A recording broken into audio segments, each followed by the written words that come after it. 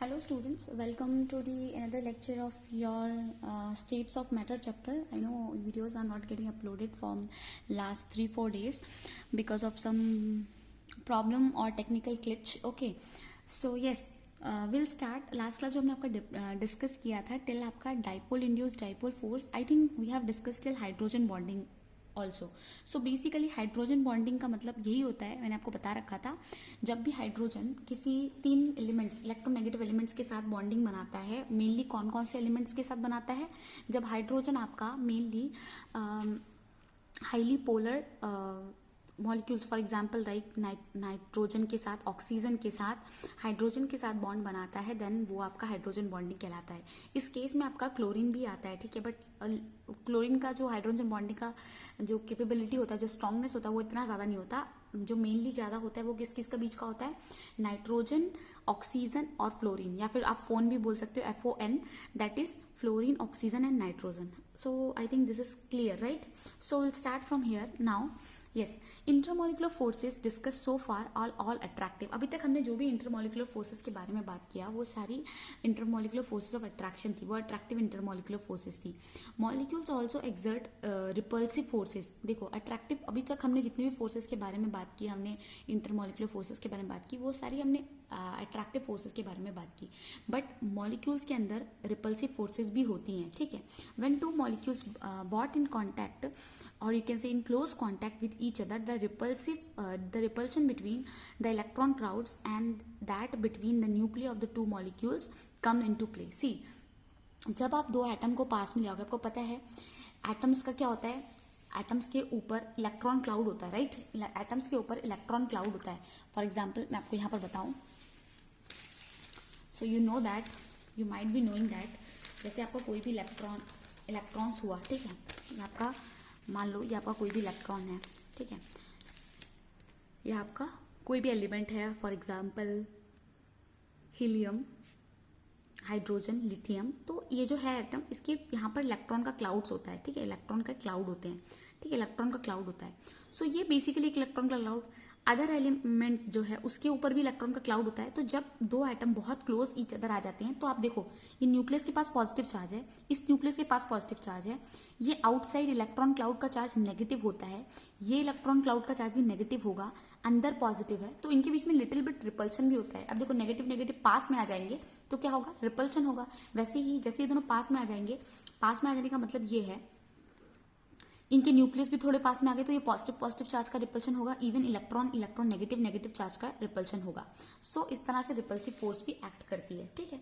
So when two molecules are brought in close contact with each other, the repulsion between the electron cloud and that between the nuclei of two molecules come into play. Now magnitude of these repulsion rises very rapidly at the distance separating between the molecule decreases. अब ये जो repulsive force है ये depend करती है इन दोनों के बीच में कितना डिस्टेंस है. जितना कम डिस्टेंस होगा उतनी ज़्यादा रिपल्सिव फोर्स होगी, जितना ज़्यादा डिस्टेंस होगा उतनी ज़्यादा रिपल्सिव फोर्स कम होगी, ठीक है. तो basically magnitude of this repulsive force बहुत इंक्रीज करती है जब आपका डिस्टेंस जो सेपरेट कर रहा है दो मॉलिक्यूल्स को वो डिक्रीज हो जाता है. This is the reason that liquid and solid are harder to compress. यही रीजन है जिसकी वजह से हम लिक्विड और सॉलिड को सॉलिड्स को तो हम कंप्रेस कर ही नहीं पाते हैं, और कर भी पाते हैं तो बहुत लाइटली, एंड लिक्विड को भी हम हार्डली कंप्रेस कर पाते हैं.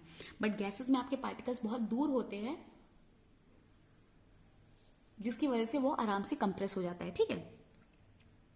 So therefore they resist further compression, इसलिए वो लोग कंप्रेशन को रेजिस्ट करते हैं, as that would result in the increase of repulsive interaction. Okay, so I think इतना clear हो गया होगा. Now we'll go to the next topic, that is the thermal energy. Okay, now comes what is thermal energy. So basically thermal energy is the energy of a body arising from motion of its atom or molecule. It is directly proportional to the temperature of the substances.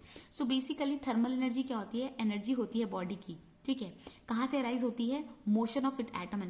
देखो कोई element है उसमें atom होंगे, उसके molecules बनेंगे, तो वो हमेशा वो मोशन में रहेंगे। उनके मोशन से जो एनर्जी क्रिएट होती है उसको हम क्या बोलते हैं, थर्मल एनर्जी। क्या बोलते हैं उसको हम थर्मल एनर्जी बोलते हैं। नाउ ये जो थर्मल एनर्जी है वो डायरेक्टली प्रोपोर्शनल किससे होती है, टेम्परेचर से। डायरेक्टली प्रोपोर्शनल टेम्परेचर से मतलब अगर मैं बोलूं थर्मल एनर्जी है आपकी डायरेक्टली प्रोपोर्शनल किससे है, टेम्परेचर से। तो मतलब अगर आपका टेम्परेचर इंक्रीज कर रहा है थर्मल एनर्जी इंक्रीज करेगी, और थर्मल एनर्जी इंक्रीज कर रही है तो टेम्परेचर भी इंक्रीज हो रहा होगा। ठीक है, ऐसा मान सकते हैं। तो ये याद रखो, it is directly proportional to the temperature of the substances. It is the measure of average kinetic energy of the particle of a matter and is thus responsible for movement of particle. And this thermal energy is responsible for movement of the particle. ये basically एक तरह की kinetic energy है। Kinetic energy basically क्या होता है, motion में जब कोई चीज़ होती है तो उसको काइनेटिक एनर्जी बोलते हैं। अब यहाँ पर जो एनर्जी हम बात कर रहे हैं वो बेसिकली एनर्जी ऑफ एटम और मॉलिक्यूल्स की एनर्जी की बात करें। जब आपके एटम्स और मॉलिक्यूल मोशन में होते हैं तो बेसिकली एक तरह की नेट और you can say average kinetic energy की बात कर रहे हैं, जो कि किस पे डिपेंड करती है, वो डिपेंड करती है मूवमेंट ऑफ पार्टिकल्स पे। This movement of particle is called as, और ये जो मूवमेंट होता है पार्टिकल का उसको हम क्या बोलते हैं, उसको हम बोलते हैं थर्मल मोशन। क्या बोलते हैं, उसको बोलते हैं हम थर्मल मोशन। तो आई थिंक इतना भी क्लियर हो गया होगा। Now comes the intermolecular forces versus the thermal interaction. हम intermolecular forces versus thermal interaction के बारे में थोड़ा पढ़ लेते हैं। ठीक है, नाउ क्या लिखा हुआ है, we have already learned that the intermolecular forces tend to keep the molecule together. Intermolecular forces क्या करती हैं, इंटरमॉलिक्यूलर फोर्सेस जो होती हैं वो मॉलिक्यूल्स को पास रखने की कोशिश करती हैं। ठीक है, intermolecular forces tend to keep molecule together, but thermal energy क्या करती है, देखो फॉर एग्जांपल अगर आपने टेम्परेचर इंक्रीज नहीं किया, आप थर्मल एनर्जी नहीं दिया तो मॉलिक्यूल्स पास में रहेंगे। ठीक है, चिपके हुए रहेंगे। जैसे ही आप हीट बढ़ा दोगे, टेम्परेचर बढ़ा दोगे, क्या हो जाएगा, मॉलिक्यूल्स दूर चले जाने लगेंगे।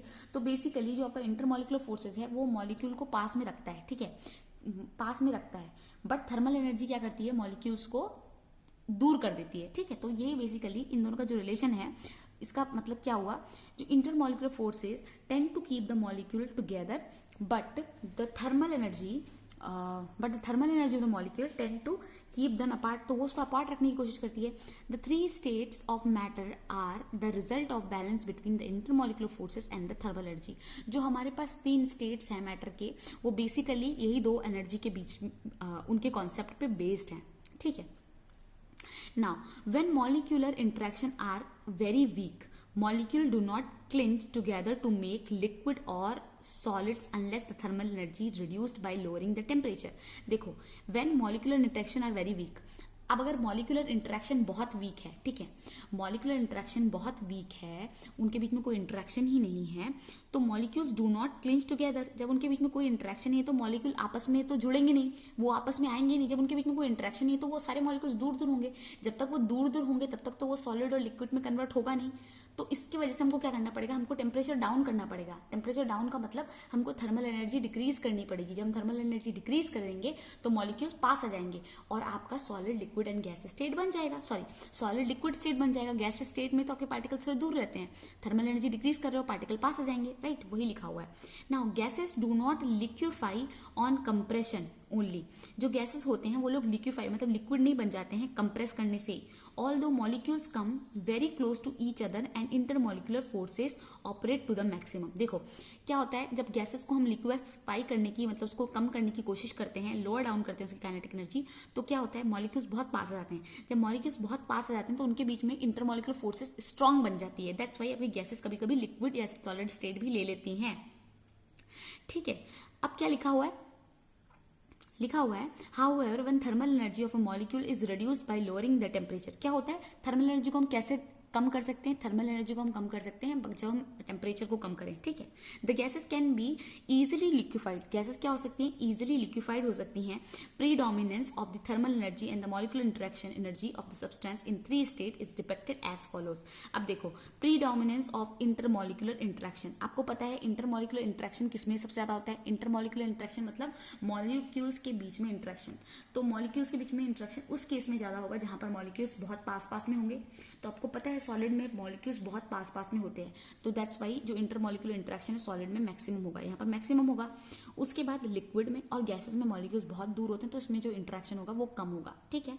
Now comes predominance of thermal energy. अब थर्मल एनर्जी जो है सबसे ज्यादा किसमें होगी? देखो सॉलिड के केस में तो आपको पता है पार्टिकल्स बहुत पास हैं, तो उसमें ऑब्वियसली थर्मल एनर्जी डिक्रीज कर रही है। अगर थर्मल एनर्जी इंक्रीज करेगी सॉलिड के केस में तो पार्टिकल दूर हो जाएंगे। जितनी ज्यादा थर्मल एनर्जी इंक्रीज होगी पार्टिकल्स उतने ही दूर जाते जाएंगे। तो गैसेस के केस में पार्टिकल बहुत दूर होते हैं। इसका मतलब ये है सॉलिड में हम थर्मल एनर्जी इंक्रीज कर रहे हैं तो वो लिक्विड स्टेट में कन्वर्ट हो रहा है, फिर और उसमें थर्मल एनर्जी इंक्रीज कर रहे हैं तो वो गैसेस स्टेट में कन्वर्ट हो रहा है। तो आपको पता चल गया जो प्रीडोमिनेंस ऑफ इंटरमॉलिक्यूलर इंटरेक्शन होता है सॉलिड में सबसे ज्यादा होता है, फिर लिक्विड, फिर गैस में। और थर्मल एनर्जी किसकी सबसे ज्यादा होती है? गैसेस की सबसे ज्यादा होती है, देन आपकी लिक्विड एंड देन आपका सॉलिड, ठीक है। So we have learned the cause of the existence of 3 states of matter. हमने समझ में आ गया कैसे 3 स्टेट्स ऑफ मैटर पाए जाते हैं, यही सब रीजंस हैं। Now will learn about gases and liquid state. हम देखो अब हम क्या करने वाले हैं, अब हम गैसेस के बारे में अच्छे से पढ़ने वाले हैं। हमने बेसिक इंट्रोडक्शन समझ लिया इस चैप्टर का, थर्मल एनर्जी कॉन्सेप्ट पता चल गया कैसे बनता है लिक्विड स्टेट, ये सॉलिड स्टेट। अब जो हम पढ़ने वाले हैं बेसिकली आपका गैसियस स्टेट और लिक्विड स्टेट। और जो सॉलिड स्टेट है वो आप क्लास 12th में पढ़ेंगे, ठीक है। फर्स्ट चैप्टर है क्लास 12th का, तो आप सॉलिड स्टेट को क्लास 12th में पढ़ेंगे, ठीक है। तो अब रहा जो आपका liquid state and gaseous state, तो आपके जो सिलेबस में प्रिस्क्राइब्ड है उसमें आपका गैसियस स्टेट ही दे रखा है, लिक्विड स्टेट आपके सिलेबस से निकाल दिया गया है, ठीक है। तो हम अगर हमारे पास टाइम परमिट करेगा तो हम उसको पढ़ेंगे, अदरवाइज हम उसको स्किप कर देंगे बिकॉज हमको सिलेबस के हिसाब से चलना है, right. Now comes the gaseous state. आपको पता है gaseous state is very very very again easy, इसको समझ लेते हैं क्या लिखा हुआ है। It is the simplest state of matter, बहुत सिंपलेस्ट स्टेट ऑफ मैटर है। Throughout our life we remain immersed in the ocean of air which is a mixture of gases. हम अपनी पूरी लाइफ को जीने के लिए हम पूरे मिक्सचर ऑफ किस में रहते हैं? एयर्स में रहते हैं, एयर में रहते हैं। तो उसमें ऑक्सीजन भी एक पार्ट है। ऑक्सीजन तो हमारे लिए बेसिक कॉन्स्टेंट है हमारे जीवन का, अगर वो नहीं होगा तो हम सर्वाइव कैसे करेंगे, right. Now we spend our life in the lower most layer of atmosphere. हमको पता है हम अपनी जो लाइफ स्पेंड करते हैं, हमारा एटमॉस्फेयर में बहुत सारे लेयर्स होते हैं, हम लोएस्ट लेयर ऑफ एटमॉस्फेयर में रहते हैं, दैट इज द ट्रोपोस्फेयर। क्या होता है ये आपने ज्योग्राफी में थोड़ा बहुत पढ़ा होगा, अगर आपको थोड़ी 10th तक ज्योग्राफी पढ़ी है, सबने पढ़ी होती है, तो आपको ये पता होगा कि जो हमारी जो लाइफ है, जो हम लोग एटमॉस्फेयर में रहते हैं, बेसिकली वो हम लोग क्या रहते हैं, हम लोग लोअर मोस्ट लेयर ऑफ किस में रहते हैं? The atmosphere, that is the lower most layer of atmosphere को क्या बोला जाता है? ट्रोपोस्फेयर। क्या बोला जाता है? ट्रोपोस्फेयर में रहते हैं, which is held to the surface of earth by gravitational force. जहां तक ट्रोपोस्फेयर तक आपकी ग्रेविटेशनल फोर्स एक्ट करती है।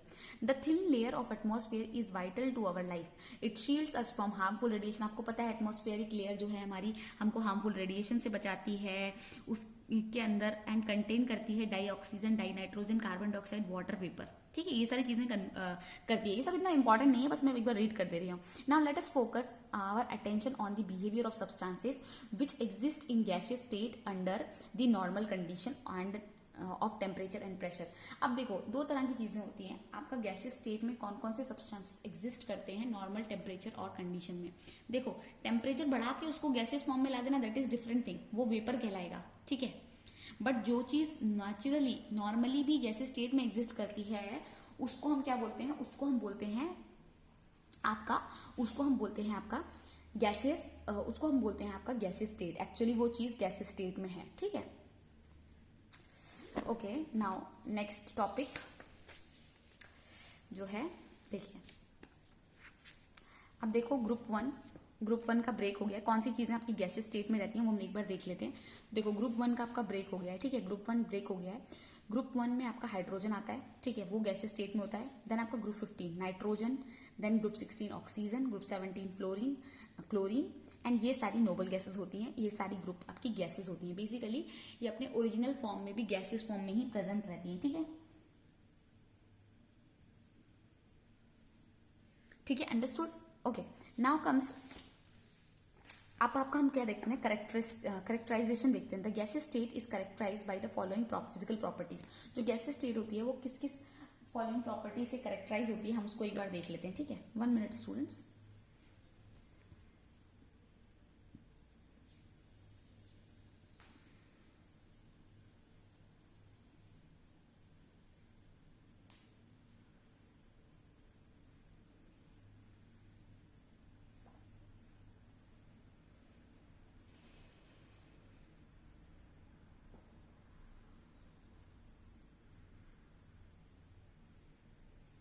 Okay, yes, so we are discussing what gases are highly compressible. सबसे पहली प्रॉपर्टी जो सबसे पहली फिजिकल प्रॉपर्टीज है, गैसेस बहुत कंप्रेसिबल होती हैं, हम उनको बहुत आराम से कंप्रेस कर सकते हैं। सेकेंड प्रॉपर्टी क्या है, gases exert pressure equally in all direction. आपका गैस जो होती है वो एक्सर्ट करती है क्या प्रेशर, किस डायरेक्शन में, ऑल द डायरेक्शन में एक्सर्ट करती है, ठीक है। Now gases have much lower density than solid and liquid. जो गैसेस होती हैं उनकी डेंसिटी होती है बहुत लोअर डेंसिटी होती है comparative to solids and liquid. Liquid and solid के कंपैरिजन में उनकी जो डेंसिटी होती है बहुत ही कम होती है। Now comes the volume and the shape of the gases are not fixed. जो वॉल्यूम होता है एंड शेप होता है गैस का वो फिक्स नहीं होता है, क्योंकि आपको पता है गैसेस जिस भी कंटेनर में जाती है, जिस भी स्पेस में जाती है, उसका वॉल्यूम पूरा ऑक्यूपाई कर लेती है। आप देखो आपके पास नॉर्मल गैस है, एक पर्टिकुलर छोटे से बीकर में आपने उसको खोला तो वो पूरे रूम में गैसेस फैल जाएंगी, तो वो बेसिकली वॉल्यूम ऑफ कंटेनर ले लेती है, ठीक है। Occupy the volume and shape of the container. Now gases mix evenly, क्या लिखा हुआ है, गैसेस मिक्स इवनली और completely in all proportion without any chemical aid. Gases आराम से मिक्स हो जाती हैं, ठीक है, मिक्स हो जाती हैं। देखो अभी हमारे एटमॉस्फेयर में इतनी सारी गैसेस हैं, सब आपस में मिक्स है, आपको थोड़ा ना पता है कि कौन सी ऑक्सीजन है, सारी गैसेस प्रेजेंट है, right. Now simplicity of gases, the simplicity of gases due to the fact that the force of interaction between their molecules are negligible. अब इतनी सिंप्लिसिटी क्यों होती है गैसेस में, आराम से सारी गैसेस इंटरमिक्स क्यों हो जाती हैं, डिफ्यूज क्यों हो जाती हैं, इसका बेसिकली यही रीजन है क्योंकि जो उनके बीच में इंटरमॉलिक्यूलर फोर्सेस होते हैं वो बहुत ही नेग्लिजिबल होता है, मतलब ना के बराबर होता ही नहीं है। Their behavior is governed by same general law। जो उनका बिहेवियर है सेम जनरल लॉ से गवर्न किया जाता है, which were discovered as a result of their experimental studies, जो हमें आगे पढ़ने वाले हैं। These laws are relationship between the measurable physical properties. Some of these properties are pressure, volume, temperature and mass and are important because the relationship between these variable describe the state of the gas. अब जो हम gases के बारे में पढ़ेंगे वो basically हमने थोड़ा बहुत इंट्रोडक्शन जान लिया गैसेस का, जैसे इंटरमॉलिक्यूलर फोर्सेस वीक होती हैं, इंटरमॉलिक्यूलर स्पेसेस ज़्यादा होते हैं, ठीक। देखो इंटरमॉलिक्यूलर फोर्सेस तो वीक होती हैं बट उनके बीच में इंटरमॉलिक्यूलर स्पेस ज़्यादा होता है, ठीक है। तो अब जो हम बाकी सब जो रिलेशनशिप गैस की पढ़ेंगे वो बेसिकली किस किस फैक्टर पे डिपेंड करेगा, प्रेशर, वॉल्यूम, टेम्परेचर, मास पे डिपेंड करेगा, ठीक है। Now interdependence of these variables leads to the formation of gas law. अब ये जो इंटरडिपेंडेंस, एक दूसरे पे डिपेंड करना, किस किस का डिपेंड करना, प्रेशर, वॉल्यूम, टेम्परेचर, मास, ये जो चार चीज़ें हैं ये आपस में इंटरडिपेंडेंस शो करेंगी। तो इनका जो इंटरडिपेंडेंस है ये बेसिकली क्या बताएगा, यही बेसिकली हमको आगे चल के गैस लॉज देगा। बहुत सारे गैसेस लॉ हैं, उनको मिला के हमारा आइडियल गैस इक्वेशन बनता है, आइडियल गैस लॉ बनता है, तो वो सारे डिटरमाइन करेगा। तो अब हम पढ़ेंगे व्हाट इज गैस लॉ। सबसे इंपॉर्टेंट चीज इस चैप्टर की गैस लॉ के बारे में हम पढ़ेंगे, ठीक है। Now what is gas law? The gas law which we will study now are the result of the research carried on for several centuries, ठीक है। कब कब की थी, बहुत पहले। जो अब हम गैस लॉ पढ़ने वाले हैं वो several centuries पहले इसके बारे में डिस्कशन हो चुका है, ठीक है। इसके बारे में बहुत पहले से डिस्कशन हो चुका है। Okay, 1 minute students.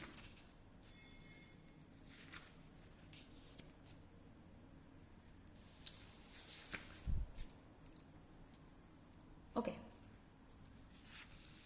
यस, तो इसके बारे में बहुत पहले से ही डिस्कशन हो चुका है, ठीक है। ओके,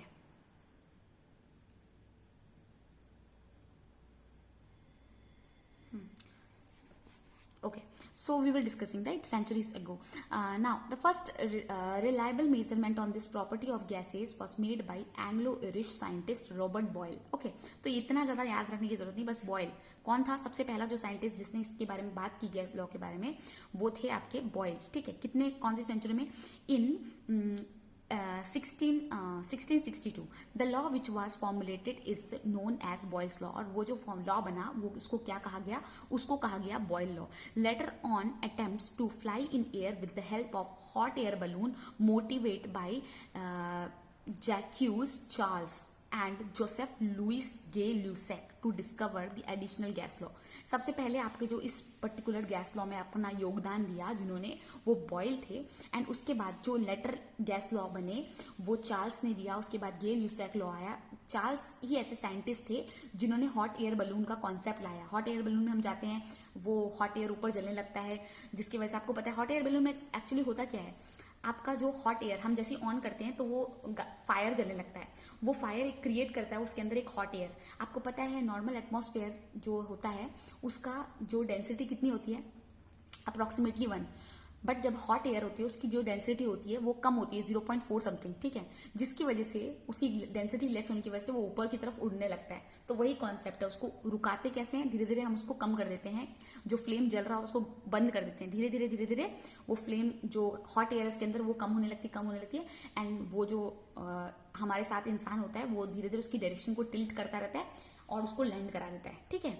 सो ऐसे होता है। तो ये जो आपका जो ये कॉन्सेप्ट हॉट एयर बैलून का किसने दिया था, चार्ल्स ने दिया था एंड जोसेफ लुइस गे ल्यूसेक, इतना याद रखने की जरूरत नहीं है, बस गे ल्यूसेक रखो, उन्होंने और डिस्कवरी की गैसेस लॉ की, ठीक है। Contribution from Avogadro's and other provide a lot of information about gas law. और इसी गैस लॉ में जैसे हमने एवोगैड्रोस नंबर पढ़ा था 6.022 इंटू 10⁻23, राइट, 6.022 इंटू 10⁻23, राइट, ये हमने एवोगैड्रोस नंबर पढ़ा था, राइट। वही एवोगैड्रो सेम साइंटिस्ट, इन्होंने भी बहुत सारा कंट्रीब्यूशन दिया आपके गैसेस लॉ और गैसेस स्टेट के लिए, ठीक है। नाउ कम्स हमारा फर्स्ट लॉ पढ़ेंगे, that is the Boyle's law. तो बेसिकली इसको इतना डिटेल में पढ़ने की जरूरत नहीं, हमको बेसिकली स्टेटमेंट जानना है कि बॉयल्स लॉ बोलता क्या है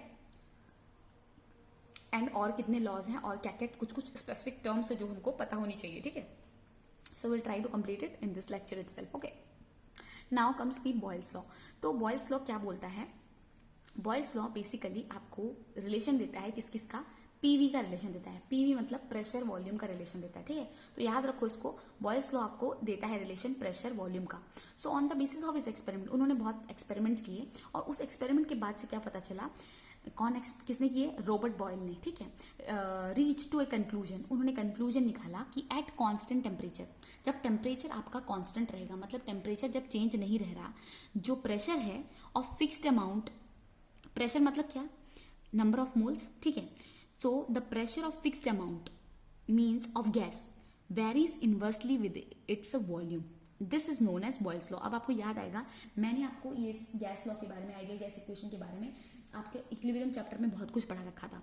तो अभी आपको सारे रिलेशन समझ में आएंगे और कैसे वो आइडियल गैस इक्वेशन आया था मैं जो बता रही थी वो आपको अच्छे समझ में आएगा। तो बॉयल्स के हिसाब से क्या था, उन्होंने कहा जब टेम्परेचर आपका कांस्टेंट रहता है तो जो प्रेशर होता है गैस का, क्या होता है, प्रेशर, वो प्रेशर वेरी करता है, किससे, वेरी करता है इनवर्सली आपके वॉल्यूम से। मतलब उन्होंने कहा ये कि प्रेशर जो है वो इनवर्सली प्रोपोर्शनल है वॉल्यूम के, ठीक है। P inversely 1/v inversely proportional, और एट कब ये हो रहा है, एट कांस्टेंट टेम्परेचर, जब आपका टेम्परेचर कांस्टेंट है, ठीक है, जब टेम्परेचर कांस्टेंट है तब ऐसा हो रहा है, उन्होंने कहा, ठीक है।